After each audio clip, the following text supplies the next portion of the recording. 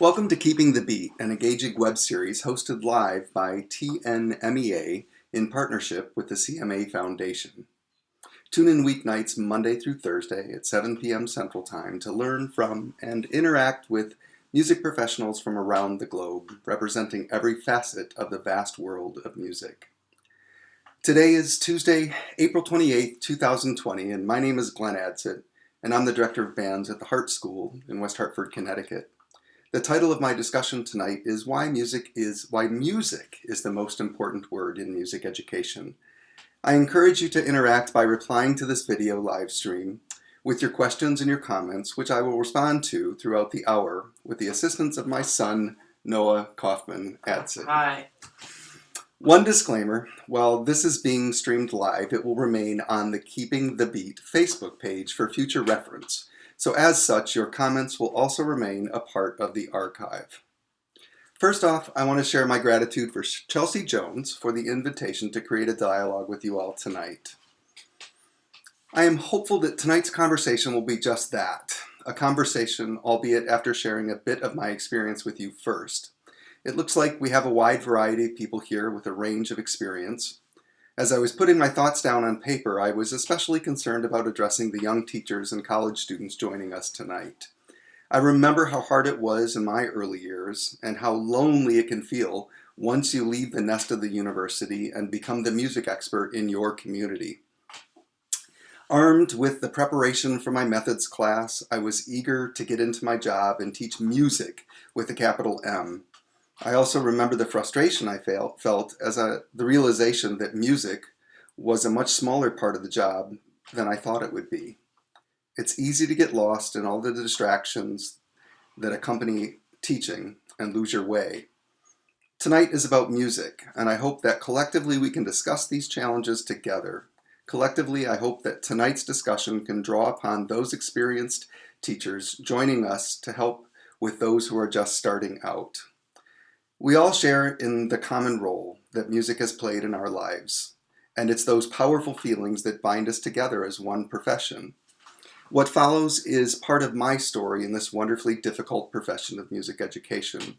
My hope is that by hearing my story and by you all sharing your thoughts, ideas, and opinions, that we can keep the flames of music education burning just a little bit brighter tonight in this, the very strangest of all times. We are all the collective of our experiences. Every teacher that I've ever had, every situation that I've been in, has influenced me in direct ways that I can identify and in more subtle ways that are more elusive.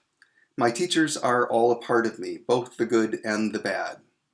With that in mind, I want to quickly take you through my journey. Along the way, I'll stop and share some of the more memorable experiences that I've had. My intention is not to be boastful, but to hopefully illustrate and point to answers in my own life to tough questions that I've long thought about in music education. I suspect if we all had the chance to tell our own unique stories, they would end up with many of the same experiences, thoughts, feelings that I'm going to share. I grew up in Saginaw, Michigan for the first 12 years of my life. And don't worry, I don't intend to tell you my complete life story in detail. That would be far too boring. But it was those early years that I look back on now that helped me to understand the foundation of music in my life. In the summer of 7th grade, my family moved to Plymouth, Michigan from Saginaw, which seemed like an entirely different world to me. It was a suburb of Detroit, and it was vastly different than the middle of Michigan. My mom and dad purposely chose Plymouth because of its excellent reputation for music education. Unfortunately, I would have to wait a year to experience that excellence as my 8th grade teacher left at the end of the year due to incompetence. I suppose even the good places get it wrong sometimes. My first week at the high school was an eye-opening experience. I figured that as a freshman I was going to be behind, but I had no idea how far behind I was. My high school band director, James R. Griffith, who I think may be joining us today. Hello, Jim. Good to see you virtually. He must have seen something in a desire and a drive in me despite my lack of ability to play the trombone. He spent lunch hours on the piano playing notes for me and asking me to match them. I couldn't tell even what partial I was on at the early days. Late in the fall, my parents attended the parent-teacher conferences, and he asked my parents, "Where has your son's horn been all of these years? In the closet?" And my parents were stunned because they thought I was great because I loved music so much. Sensing his bluntness, perhaps, he went on to say that he could see that I felt music, but I needed to learn to play the trombone. And it was that moment that I started my music education. I got trombone lessons and began to practice, and I got better. That said, I was still woefully behind. My first teacher was a senior in high school at that point who ended up being a colleague in college a few years later and was one of my heroes and best friends. His name was John Upton, and he was an incredible player. His sound was beautiful. The first thing that he worked on with me was my embouchure and sound. I had closed teeth, and he taught me to open them up. And I remember the way that I felt the first time that I made a beautiful sound on the trombone. It was in one of the practice rooms at the high school after school. It was there and then that I knew that I wanted to be a musician and teacher. Music was a way that I began to feel emotions, and where the band room felt like a second home to me. Like many of you, I am sure, I can still remember those moments where I felt the joy of music. I can pull back instantly the feeling of performing Irish Tune and the power of a full ensemble playing Morton Gould's American Salute with Mr. Griffith. I also remember experiencing jazz for the first time in my life. In my senior year, I was the drum major of the marching band, and that was where I first felt the power of conducting an ensemble. The next chapter of my life was college auditions. I applied to 3 schools, and my reach school for music was the University of Michigan. My high school band director made sure that I applied to 2 other schools in addition to Michigan, just as a backup. A little more about that in a minute. So the audition day came, and unfortunately, the day before, I had completely over-practiced and played so much that I actually hurt my lip. So I woke up Saturday morning, went to Ann Arbor, and attempted to play the Hindemith Sonata on trombone. And I played really poorly. It was awful. I got home feeling bad and thought about it and thought about it and thought about it. And that week I decided I was going to call Professor Smith and ask him if I could audition again. So I did. I called him and I got him on the phone and I said, "Professor Smith, I don't even know if on my best day I could get into the University of Michigan, but that it was important for me, to have him hear me play my best." So he agreed. He agreed to hear me again, and I went over to Ann Arbor, and I played the Hindemith Sonata for trombone a little bit better. And then I waited for the letter to come into the mail. And for those of you that are younger in the audience tonight, there was this thing called mail service, and you used to get letters in the mail in a mailbox outside of your house, and that's how you found out whether you were accepted to a school or not digitally. So I waited and waited and waited. In a couple of weeks, the letter came, and I got good news. I was accepted into the University of Michigan. So the next day, I was very excited. I took the admittance letter into my high school band director, to Mr. Griffith, and I showed him the letter. And despite what he tried to cover up, there was an element of surprise in his eyes. He was a graduate of the University of Michigan himself, and I could still see that surprise in his eyes when I told him that I had gotten into the University of Michigan. So that fall, I moved into Bursley Hall at the University of Michigan. My audition for band placement confirmed the surprise that my high school band director had. I was dead last chair in the 3rd band. My private lesson teacher at first was a doctoral student who thankfully was an incredible teacher. My first project was working on a Marcello sonata, and I was struggling with the difficulty. And I remember her telling me that if I really wanted to be a great trombonist, I first needed to believe that I could, and the rest would follow. So I took her advice to heart, and my playing started to improve at a fast rate. So much so that she set up a time for me to play for Professor Smith about halfway through the fall term. After hearing me, he explained that I would be studying with him from that day forward.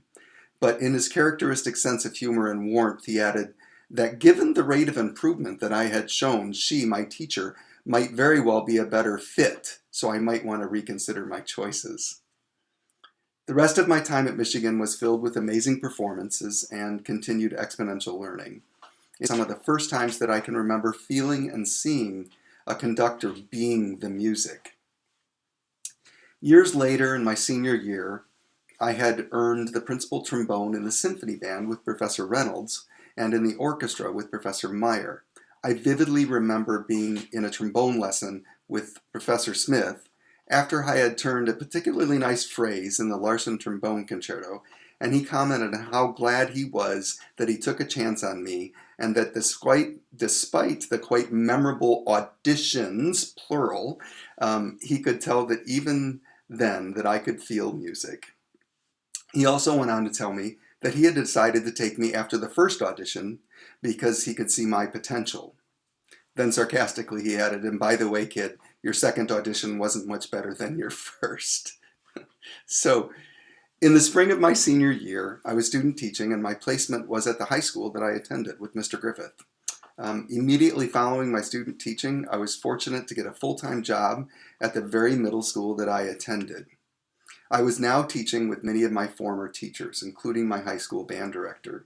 Some of you may be familiar with the program in Plymouth, Canton, through either the marching band, which was a 2 times Bands of America Grand National Champion, or some of the older directors might remember Mr. Griffith conducting at the Midwest Clinic in Chicago. I believe that he took the symphony band there twice. During my first year at the middle school, I was preparing for festival with my 7th grade band, and I invited my colleague and former school director over to clinic the band before the festival. Yes, Noah. You want a question? Sure. Brad Dubs asks, "Hi Glenn, seeing you tonight makes my day. I'm keeping you and the family in my thoughts. We are trying to teach online right now. The future at my school looks very bright next year.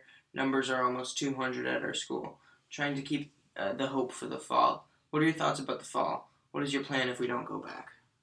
I do have a plan, and we can certainly talk about that. So Brad, I adore you and love you, and I'm looking forward to talking to you about that afterwards. I will leave time tonight at the end for some of those questions, because we're all in this very strange place together, all of us. There are a couple of resources that I can certainly talk to you about. So let me just get back to my story for just a second. I promise this is leading somewhere. During my first year at the middle school, I was preparing for my festival with my 7th grade band, and I invited my now colleague and former high school band director over to clinic the band before festival. He was late in coming to the middle school, so I had already begun to run through the march. I'll never forget him coming into the band room, taking off his coat, throwing it on the table, and loudly announcing that there was a 7th in the last note of the march that shouldn't be there and that I should find it. I frantically searched the band one section at a time, trying to find the errant 7th, and I found it in the trombone section where the student had been, yes, you guessed it, playing the wrong partial. No irony there. A few years later, I remember receiving my first Division I in festival with Frank Erickson's Toccata for Band and Air for Band. That was one of the first times I could see the feeling of musical transmission in my students' faces and my bodies from me to them. I spent 7 years in Plymouth, 4 at the middle school and 3 at the high school. One of the most powerful musical memories was my last year teaching there. I was standing on the sideline of the Hoosier Dome, listening to my marching band Bands of America performance of Sweeney Todd by Stephen Sondheim. I'll never forget the feeling of hearing the band perform that terrific music and seeing the acknowledgement of those feelings in all of my students as they left the field. I can bring that feeling back like it was yesterday, although it was 30 years ago. Then in the fall of 1992, I returned to the University of Michigan, where I was fortunate to study with H. Robert Reynolds. Professor Reynolds, now Bob, continues to be the most influential teacher I've ever had. Being able to watch weekly rehearsals with him for 2 years was the most valuable class I ever took. I remember the time I conducted the entire first movement of the Holst E-flat Suite at the CBDNA conducting clinic in Boulder, Colorado. And after the last note, my face must have shown an overwhelming emotion that my body was feeling. He came up to me in his typical fashion, put his hand on my shoulder, and said, "Yep, it's clear that you feel the music." Just that acknowledgement from him was so powerful. I also remember a performance that Bob Reynolds led at the CBDNA conference in Columbus, Ohio, where when I was playing trombone with him in my graduate years in the symphony band.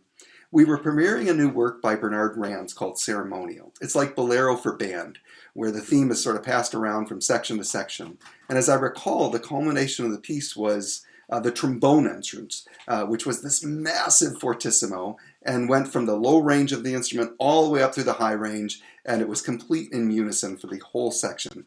So I think there were 9 of us in the section, and our goal was to play it note perfect, yet we had not done it in rehearsal. In the performance, the entire section could feel Professor Reynolds' eyes and body moving towards us like 20 seconds before that we came in, maybe 30 seconds before we came in. His body just kept moving towards us, and finally by the time we were going to come in, he was staring us down, defying us to miss a note. And when we came in, it unleashed the biggest sound I've ever been a part of in my life. It was as if he took over our playing. Somewhere I have that recording, and if I recall correctly, there were gasps in the audience as we, the trombone section, entered. As a young conductor, that was real life, in the moment. The example of power of music transference, Bob was willing us to play that music. In the fall of 1994, I was appointed as Associate Director of Bands at the University of New Mexico, where I ran a marching band, pep bands, and a concert band, and taught some music education courses. This is where I first met my best friend and fellow conductor, Eric Rambach-Kendall. Eric had received an invitation for the UNM Wind Symphony to play at the 1999 CBDNA National Convention in Dallas, and he asked me to conduct Postcard of Frank Ticheli.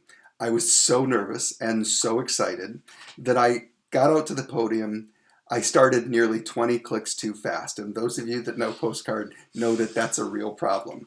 I'll never forget the panic that I felt when I started it, realizing 20 clicks too fast, but then also the calm that came over me as the bass clarinet player winked at me while she was playing, as if to say, yeah, you started it too fast, but we got this.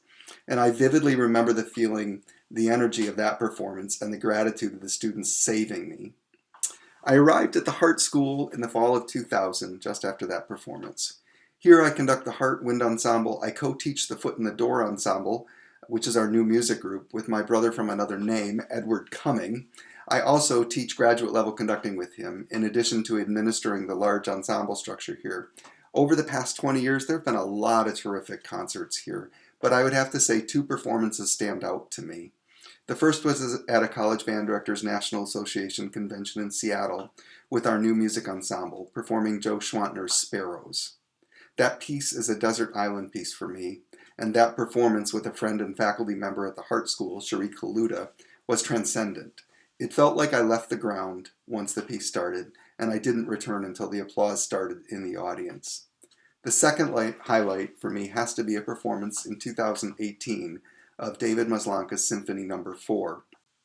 The performance was earth-shattering for me. I can remember the silence almost as if time stood still after the last note. And as the applause started, I could see the smiles and even tears in some students' eyes at that moment. I felt the absolute confirmation of our musical connection to one another.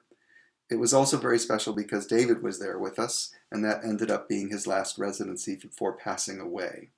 So that brings us to today. And again, I hope the reason and the context for me recalling these highlights and experiences becomes clear.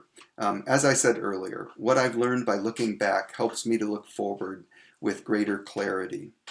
So throughout all of my musical life, there have always been big philosophical questions that have stared me in the face, begging for answers. And much of my professional life is centered around trying to answer these questions. Questions like, why is music education so hard? Why do we continually have to protect and advocate with the public the value of what we do? Why is the arts considered specials or pullouts or electives as in so many places? When my son was in elementary school here, his principal was brilliant, and all of the elective courses were called essentials. I loved that. What is it about a great music teacher that makes him or her special? Why can't I articulate clearly and succinctly what makes a special musician and teacher unique? Why is the rate of burnout so high in the music education profession? What is it specifically about the music classroom that is so challenging?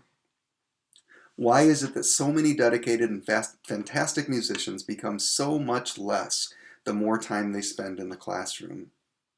I know these are all common questions, and I'm sure like most of you, like me, I can answer some with some partial questions, and others I draw a blank.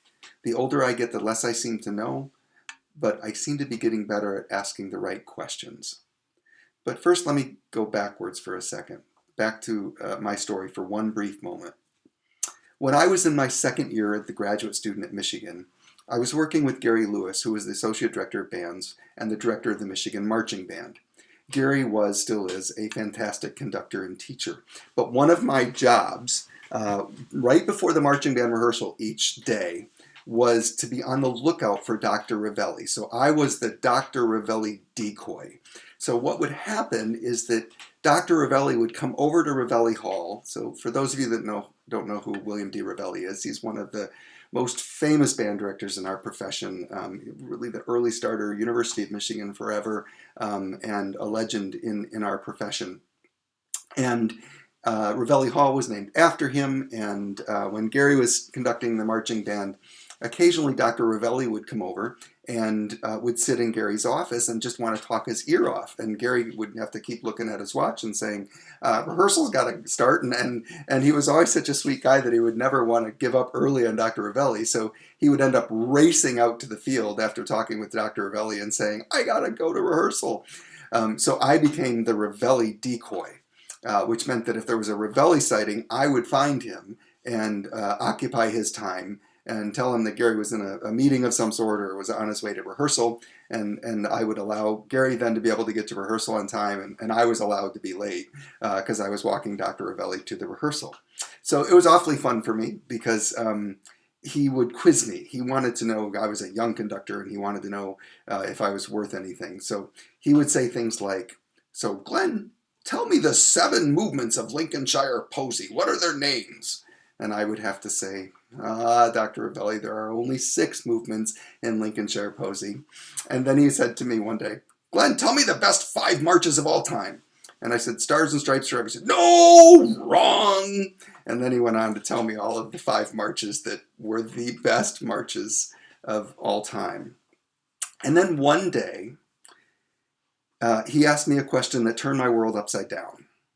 He said, Glenn, tell me, do you teach people or do you teach music?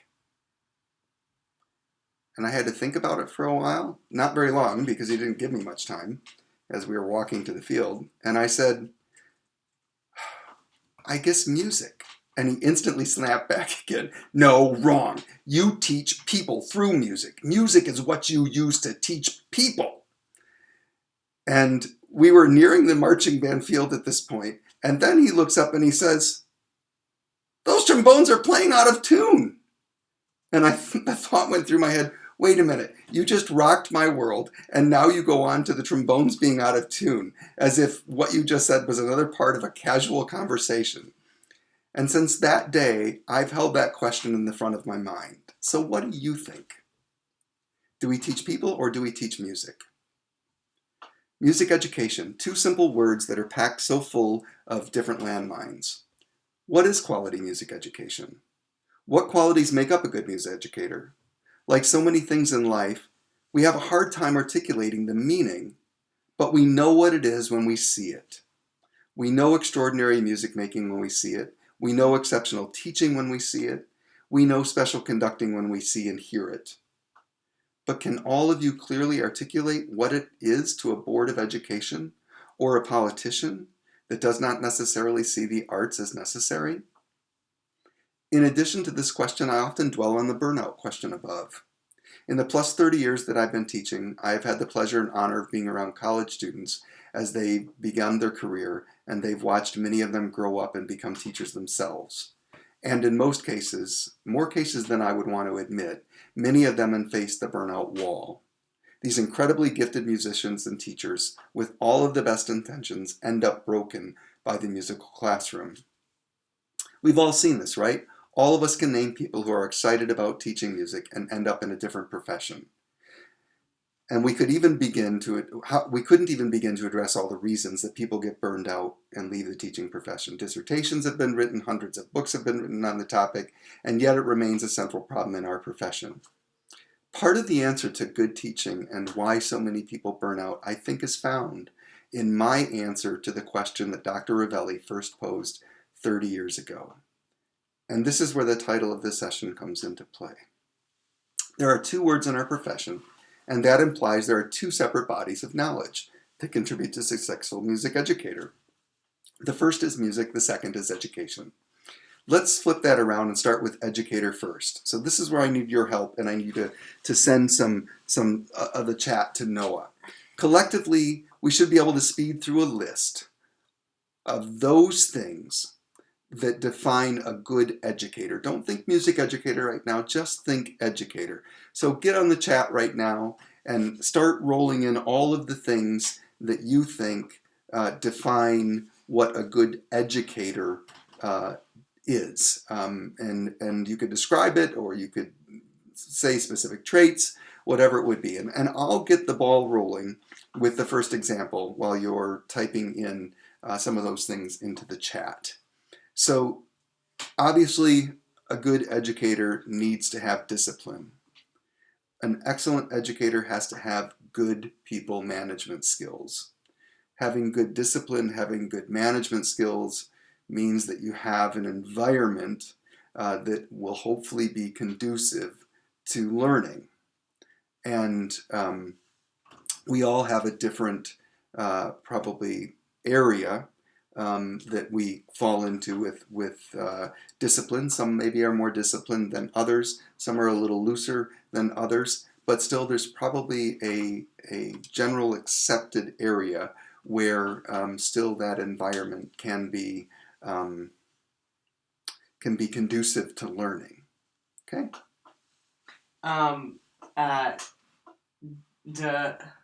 Damon Postle says empathy. Damon Postal says empathy. Hey, Damon, good to see you virtually. Someone else says patience. Patience. Someone else says compassion, discernment, work ethic, students' whole well-being, leadership. Kindness, flexibility. Kindness, flexibility. So,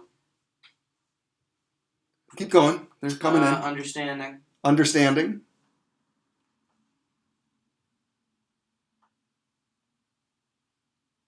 Chelsea's typing away fast and furious.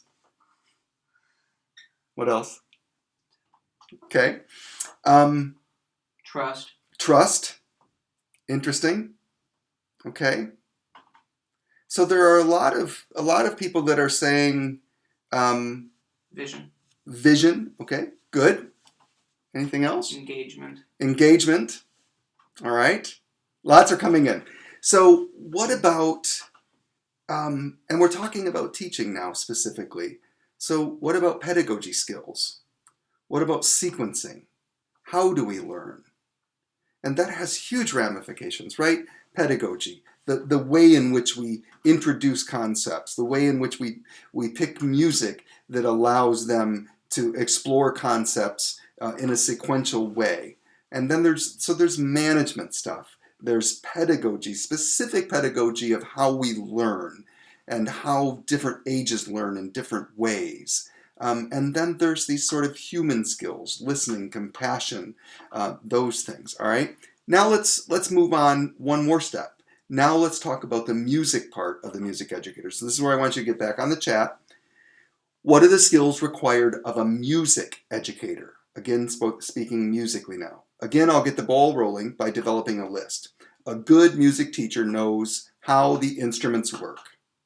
They know the fingerings, they know the embouchures, they know the hand positions, they know the vocal techniques in the case of the voice, etc. So what else? What else are we going to put in that music category that would describe a good music educator?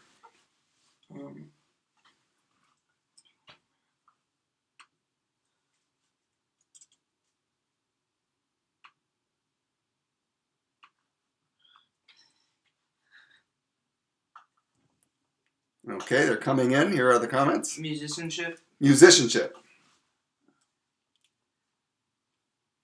Content knowledge. Content knowledge. So content, right. That's absolutely important. The context and content. Okay, what else? Instrument repair. Now there's one that we all have to learn the hard way. Instrument repair. Right, because when that poor clarinet player comes up to you and says, Mr. Adsit, my clarinet doesn't work, you got to be able to fix it. Yeah, I remember those days. Boy, do I ever. Knowledge of quality repertoire. Knowledge of quality repertoire. That is something that can't be underestimated. Absolutely. Variety of pedagogical skills. Variety of pedagogical skills. Yep. Specifically talking about music. You bet. Understanding appropriate sound a group needs. Understanding an appropriate sound that the group needs. What else? Anything? Waiting. Coming in. Has been a struggler and a learner themselves. So has been a struggler and a learner themselves so that they have a sense of what the children are going through, what our students are going through. We've shared that similar experience with them. Ears. Ears. They have to have ears. Yes, that is an understatement, right? Absolutely. They have to have ears. Ability to meet students where they are. Ability to meet students where they are. Okay. So keep them coming in, and Noah can keep telling us. Discipline. Okay, that goes back to the first part of it, right? Which is pedagogy. I mean, we have to have musical discipline, I guess, but when I think of discipline, I think of that as more in pedagogy of teaching. So now we have two separate lists, and those qualities. There are those qualities that the music teacher must possess, and those qualities that the music teacher must possess. We combine them together in varying combinations that make a good recipe for music educators. It's simple, right? We just do those things, we're a good music educator. After all, these are the very things that our technique classes at the university taught us. So that must be all there is to it, right? With that, I guess I'm done. I'm done about a half hour early tonight, so you're going to get more time off. If it were only that easy. If it were that easy, we might not have to justify our existence because everyone would be studying music and understanding the fundamental importance of it as a human existence. There's something that we're all missing. And in this list, it's more difficult to describe, isn't it? It's the thing that we all know when we see it, but we can't always put it in the words. We can all listen to Yo-Yo Ma play the cello or Chris Thiele play the mandolin. But how many of us can put into words why they are so great? Let's see. They both play in tune. They both have impeccable rhythm. They both are uniquely expressive. What else is there? How do you describe it in words? Critics and reviewers have been using words to try and quantify artistry for years. I've concluded that they're going about it the wrong way. I think instead of waxing on for paragraphs, they need to use 2 words. So one of my favorite quotes by Maya Angelou, and you might know it, is this. I've learned that people will forget what you said. People will forget what you did. But people will never forget how you made them feel. Let me say it again because I think it's important. I've learned that people will forget what you've said. People will forget what you did. But people will never forget how you made them feel. So the question is, how do your students feel? How does your classroom make your students feel? I think the answer to this question is at the root of so many of our problems. Teachers don't leave the teaching profession when they're feeling good. Students don't quit band, orchestra, and choir by and large when they're feeling good. We quit most of the time because we feel bad. So let's put that thought on hold for a moment, because I want to show you 2 excerpts from my favorite conductors. And as you watch and listen, I want you to pay attention to your body as it takes it all in. And some of you have probably already seen these, so enjoy them anyway. As you watch, I want you to write your reactions into the chat. So you're going to watch the conductors, you're going to put some reactions into the chat, but you are only allowed to use 2 words. They can be an adjective and something else, or they can be two separate words that aren't connected, but you're only allowed to use 2 words at a time. Okay?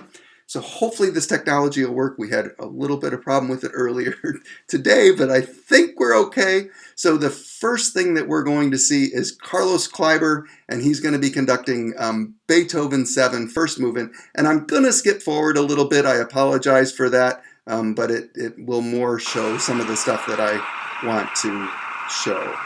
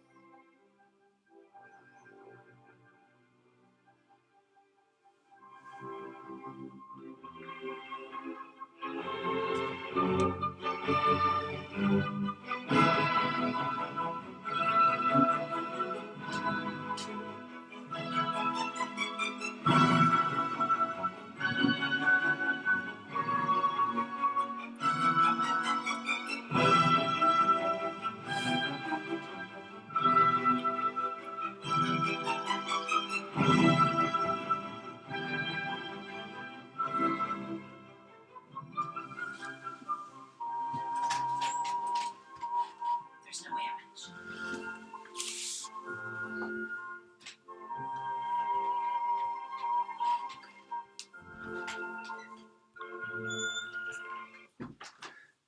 Okay. All right, so apparently we're having a little bit of technical difficulties like we did earlier today. So I am going to try one more video to see if it does show up. So give me 1 second to get over to it. Let's try this one and see if it's showing up for you.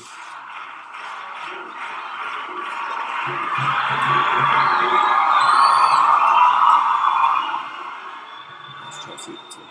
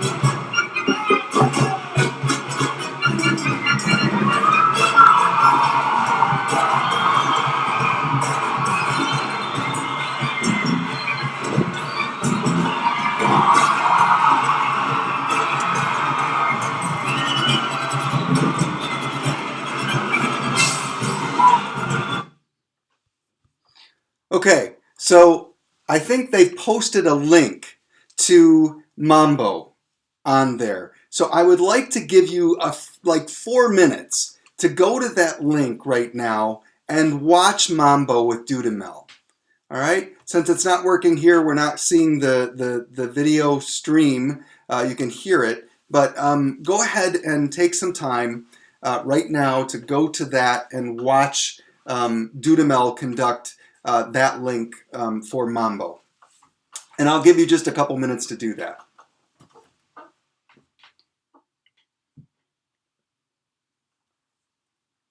Because this is really important. I want you to see them.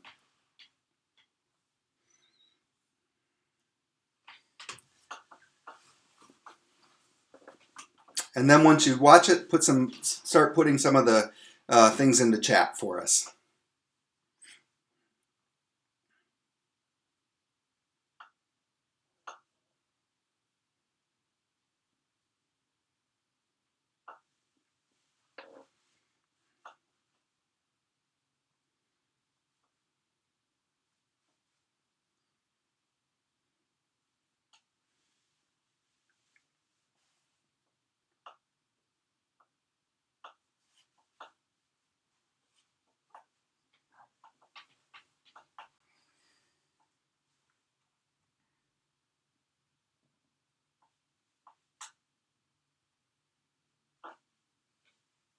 Things coming in?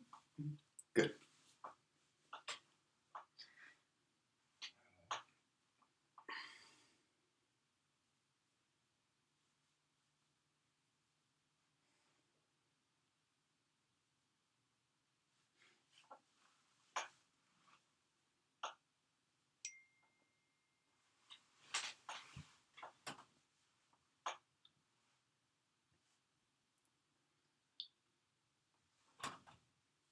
All right, good. So we have some things coming in. So for those of you still watching, go ahead, keep typing it. Noah's going to start reading out some of these 2 words. Here we go. Read them loudly. Passion and excitement. Joyful, unbridled joy. Unbridled joy, joyful. Personal connection. Genuine, emotive. Totally joyful. Totally joyful. Connection to musicians. Fun and personal. Excitement, energy. Effective communication. Yeah. So keep them coming. We'll keep work. We'll read them in a second. Mirroring. But one of the when I watch Dudamel, I actually get choked up. I watched him a whole bunch in preparing for this, and I had seen it before, and that level of energy in that room was just rock star energy, and all emanating from him. And that orchestra, man, high school kids play like that like crazy. Whether you like all of the throwing of the instruments around and all of that stuff, I throw all that out the window. I think it's fantastic. I think it's an amazing music education that those kids are getting, obviously. What else? Mirroring music, connection, joy, fun, party, electrifying and energized, exacting exuberance. Okay, so here's where it gets hard but fun, and hopefully more interesting. I want you to think for a moment about your own experiences. What if you had to do what I had to do tonight and recount your musical journey? What experiences would stand out for you? All of us likely share common elements of our musical journey and have brought us to the same place as music teachers. If you're like me, those highlights come fast, right back to the surface. They also likely show up through feelings and not words.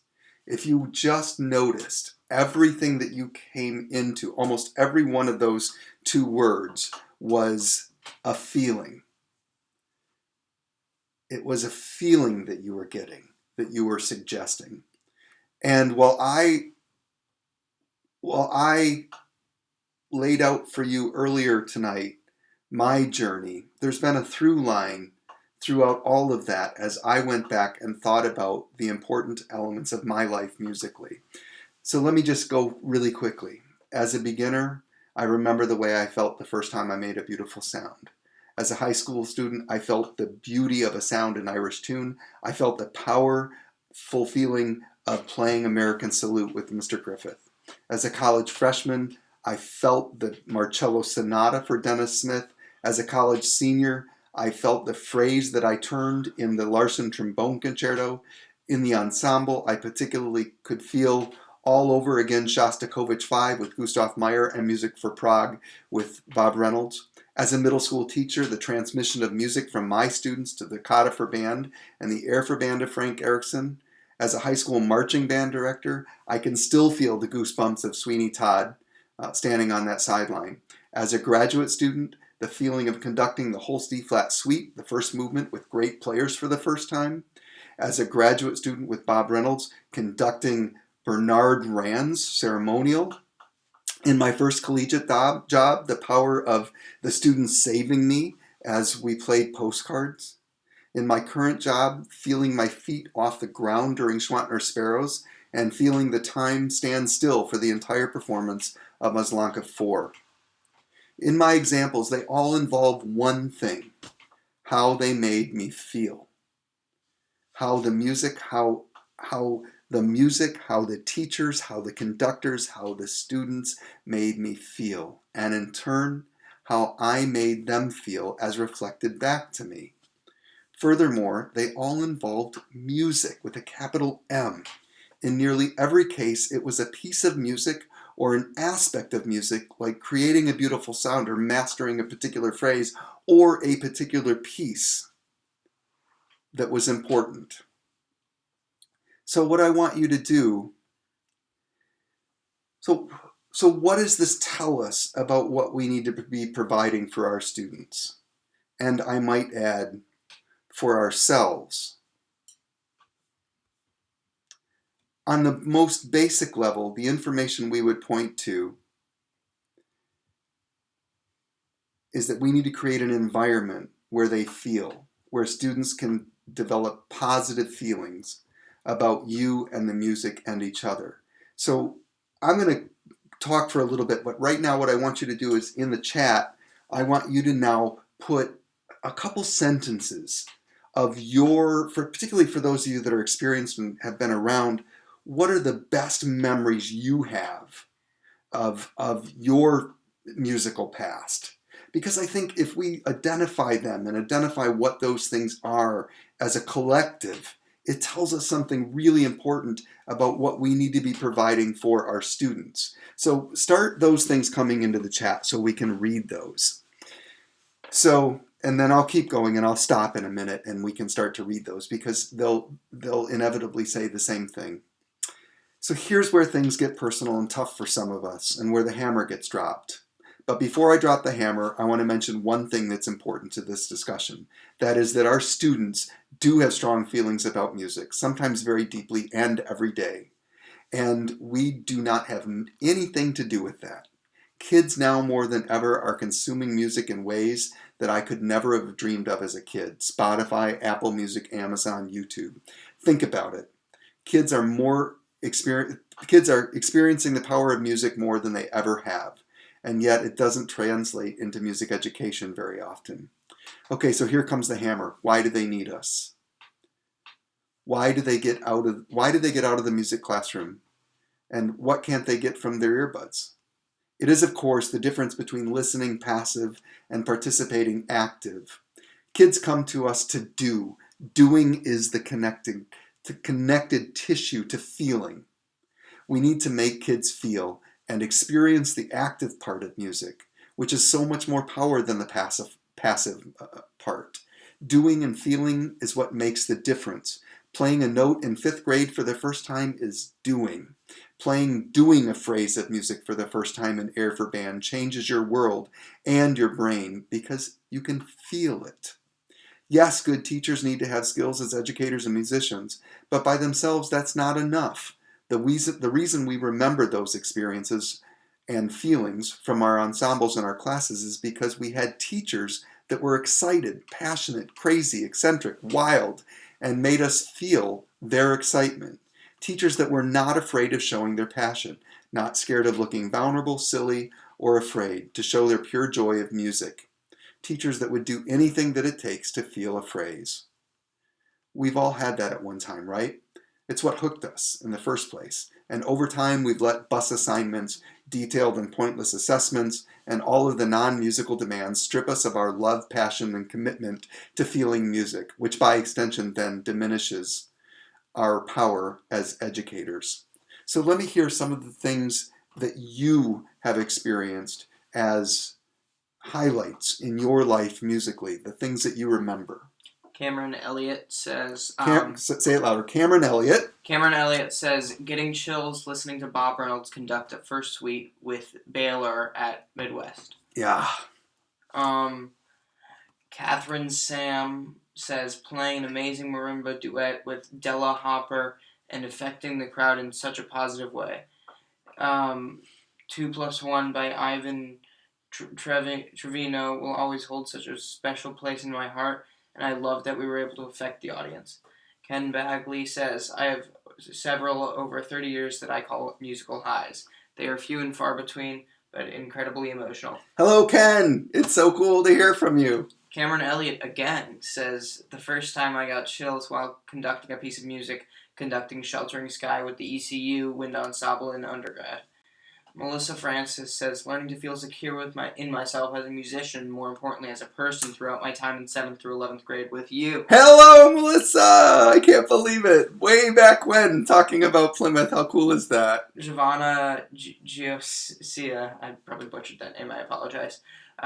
Hearing the Coast Guard band perform for the first time when I was a seventh grader and thinking this is what I want to be surrounded with for the rest of my life. Hello, Giovanna. You're one of my high school students in my youth band. Fantastic. Tracy Wiggins says performing music in by Stockhausen and Pika Don by the Tenny while at the University of New Mexico. Still two of the most important experiences I've ever had. Hello, Tracy. It's great to hear you. Lizzie Jane says performing Dark Adventure in 7th grade, first time ever being a part of a full band after dreaming of it day and night for 2 years.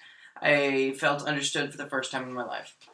Milena learned performance with UNM Orchestra in small town in Mexico. Completely packed town cathedral, packed like it looked like people were wall to wall. The complete silence of connection beyond words that live performance can evoke. Katie Colia says, not a performance, but a letter from my student with selective mutism who told me he always looked forward to my class because he didn't feel different or alone with music. Leigh Ann Willingham, college concert choir, Water Night, Eric Whitaker gave me goosebumps. Annie Sawamura says playing the Deep River Saxophone Quintet in Maslanka 2, playing Blue Shades at my first All-State band. So there it is, right? That is what's so powerful, is that when you recount the stories that you yourself tell, they all involve you deeply feeling. And if we're not providing feeling for our kids, then we're doing something wrong. And we want to give them those same experiences that we had. Virtually every one of those that you mentioned had to do with how you felt about something. It was how you felt about how strong the audience reacted or some feeling inside. So ultimately, Ravelli and I were both right. We do teach people through music, but that's not possible if we cannot profoundly feel the music and transmit those feelings to our students and each other. We must give our students the ability to feel music deeply while making sure that they know that we feel deeply about them as musicians and fellow human beings. If they don't feel that connection, why should they stay in our class? I want as many of my students as possible to feel the connection to music and hopefully feel the connection to me and their excitement about the music in rehearsal. Maybe it's a complete section, maybe it's a phrase, maybe it's a word of encouragement, maybe it's one note. I just want to keep the feeling alive as much as I can. So here's the point where we put it all together. Tonight we first broke music education into two parts, education and music. Later on we discovered the third and perhaps most important part, the feeling, the human part. I know it all sounds like I'm a bit of a preacher, or better yet, a professor on his ivory tower telling you that you need to make sure that people feel. And I realize that's an unrealistic expectation, that our students feel positive about all of our classes, all of our music every day. There's a story that I heard Dr. Tim tell maybe 30 years ago now that dealt with this. And I may not get this exactly right, but this is the gist of the story and how it went. Dr. Tim was making a splash on the motivational speaking stage, and he was explaining that some people were referring to him at that point as the idealist, where everything was positive all the time and everyone was better than average, etc. He paused and he said, "You know, there are many times that I look at a child in the eyes and I say, Johnny, I'm positively sure that you're going to play that better for me tomorrow, right?" And then he said, "You're right, I am the positive guy." So yes, there are times as a good teacher when you must be firm, and for the sake of the bigger picture. There are even times when removing a child from your class as a last resort is probably the right thing to do. And returning to where we started tonight, for those that are just starting out their journey or have yet to start, this all can seem overwhelming. And this is the point that I want to reassure you, that this is a wonderfully difficult profession, and the rewards that are possible are many and yet worth all of the difficulty that you go through. So in the time that I have left, I want to do two things. I want to get to Brad's question about where we are in these days of our world. But I also want to take a little bit of time, and we might go just a little bit over since we had a bit of a technology blunder a little bit. But I want you to get back on chat. I want to hear from the experienced teachers that are watching tonight, and I want to have a few words of wisdom, helpful hints or advice that you can share tonight in keeping the spirit of music alive. At the core of our teaching, how do we reconcile these three parts: music, education, feeling, and doing? As I did before, I will start. Here is one of my suggestions as you're putting yours into the chat. So to our young students, keep music at the center of everything you do. Take time every day to study or listen or play music. Make sure that your students see and feel the results of your music time. Even if it's 10 minutes, that daily act will be a constant reminder of why you got into music in the first place. And making it a daily routine reminds you that this is one of the most important things that you do. And back to my earlier point about having to justify the existence of music in our school with administrators in the community. We know what good teaching is when we see it. It's not simply being good at music and being good at education. It means creating an environment where we deeply feel the music and doing. If more administrators walked into a classroom where that kind of learning was taking place, they might not be so inclined to dismiss it as non-essential.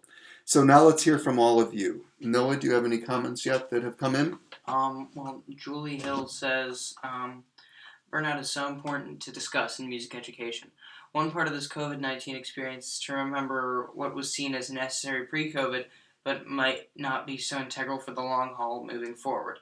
How, as busy humans who happen to be music educators, can we step back in 2 to 3 months and retain some of the space we may have been forced to make in the past few months, which may very well allow us to explore the love and study and fundamental human need for music, which in my humble opinion we desperately need to retain. It's fantastic. Tom Seddon, former student of mine, says, this is really great advice, I think. Be calm. Yeah, nothing gets much done when you're not calm. And that's a hard lesson for all of us, including myself, to learn many times over. All right, what else? Alexis Yatuzis Derryberry says, I've been teaching 18 years. The good days outweigh the bad. Don't let the non-musical issues get you down. Find the joy in each class, each hour, each day. You can do it, and we need you to do it, young music educators. Yay, Alexis. That's great advice. Catherine Sam says, be sure to know your students. Know what they're going through in your classroom and out. Sometimes it's the things happening outside the band room that can affect your students. Make sure they know you care. Cool. Perform expressively. Gary Reeves says, perform expressively for your students. Kendall N. Smith says, they don't care how much you know until they know how much you care. Kendall Naismith. Hello, Kendall. It's great to hear from you. Say that again, because that was really powerful. They don't care how much you know until they know how much you care. That is fantastic. Thank you, Kendall. That is better than anything I've said tonight. What else? Nita Smith says, let music be our healing connection. Let music be our healing connection. Leigh Ann Willingham says, hang in there and never stop trying to reach those kiddos. Help them to be their best both emotionally and musically. Help them to be their best both emotionally and musically. Is that it? Yeah. That's the power. That's the power of what we do as teachers. And our ability to transmit our excitement and our passion and our music to them is what's so important. That they feel deeply what we're doing, whether it's your first note on your instrument or playing the Hindemith Symphony in Carnegie Hall, whatever it would be. It's our jobs to give them that sort of feeling. And the more that we can hold that in the center of what we do, I think the more powerful our teaching is going to be, but also the longer we're going to be able to stay in this profession, is being able to hold music at our center as much as we can through all of the things that make it so difficult. And, you know, what we're all going through right now is more difficult than anything I could have ever imagined in my lifetime that we would be going through. Um, this whole experience throughout the world, the only thing that feels like there's solace in it is that we're all in it together. Truly, the entire world is in this situation together. And there is something about that that is, in some ways, reassuring. But as music educators, it's, of course, terrible. Having to go to an online environment like this, where we can't play together, where we can't be in the same room together, where the technology still doesn't allow us to play music like we are used to in any way. That's really challenging. So, Brad, I come back to your question a little bit, and I think there's some positive things that are going to come out of this. I think we are thinking about technology in new ways. And I know for me, I've been able to engage my university students in ways that I wouldn't have by meeting them face to face. And although on balance, I would much rather have it be the other way, there are still things that I'm gaining from this that I think that are going to be powerful. That said, I do believe there's some really powerful questions that are being asked right now. And I think going forward, part of our world is going to change. I don't know if we'll ever allow a trombone player or a trumpet player or a French horn player to put their spit on the floor ever again. I don't know how soon it is before we allow a bunch of people that are blowing air through an instrument that is circulating in the environment to be together. Particularly for us band folks and choir folks, for that matter, that stand so close together. I think that's something we have to think about. And I know since I'm on the board of the College Band Directors National Association, we are thinking about this. We are thinking about trying to figure out how to get a study done of what happens when we play our instruments, and can we follow what happens when we disperse air into our environment, and how far does it travel, and all of that are important questions that I think now are just the new reality for us in some ways. We're going to have to know the answers to some of those questions to move forward. And particularly when we're blowing hot air, like I said, into an instrument one way or another, that's really, I think, going to be a big question that we're all going to have. And I know for me personally, the part that is so frustrating is just having no answers to anything, just not knowing a timeline, not knowing who's going to be back in the fall, and whether or not it's going to be safe to go back, and what that's going to look like. When we go back to our public schools, are we going to have large ensembles? Are we going to require people to sit 6 feet apart from each other and limit the size of the group that would be in the room? It's just way too early to tell any of that yet. And yet, all of us, I think, have to then be able to switch gears, because hopefully this is going to be temporary, right? And maybe temporary means a year. I don't know, until some sort of vaccine comes along, until something comes along that allows all of us to sort of inhabit the world in the way that we used to, at least partially. We're never going to go back to I think the way that it was completely. But Brad, to maybe think about your question a little more, what are the kinds of things that we can do for our kids that will still provide music education for them, and will still provide an avenue of learning that may not involve a large group. And I will tell you too that CBDNA is also right now we have a committee dealing with the sort of aerosol effect of what we do, and we've also got a task force and a committee going right now trying to answer this question: what do we do in a virtual environment? Where are the best ideas? Who's doing what that makes sense? And like I said, those things have just started to happen. So from our perspective, I think we're going to keep working on that. And anything that comes out of that, we'll make sure that gets onto the CBDNA website and gets widely distributed as much as we can. But, in general, I think you think of a couple things, right? You think of what kind of musical activity can we engage them in where they're deeply learning and they're deeply thinking about things. And they're having to use that part of their listening to develop greater skills. And one of the things that I found really fun for my kids here at the university, the Hartt School, is we've taken our entire large group performing ensembles, and we've given them very specific listening exercises from famous pieces. So the Berlin Philharmonic website, the digital concert hall, is right there, and it's free for now, right? That's one of the things that's going to change. I am desperate that the University of Hartford will pay for a subscription for that, because it has now become just an unbelievably great source.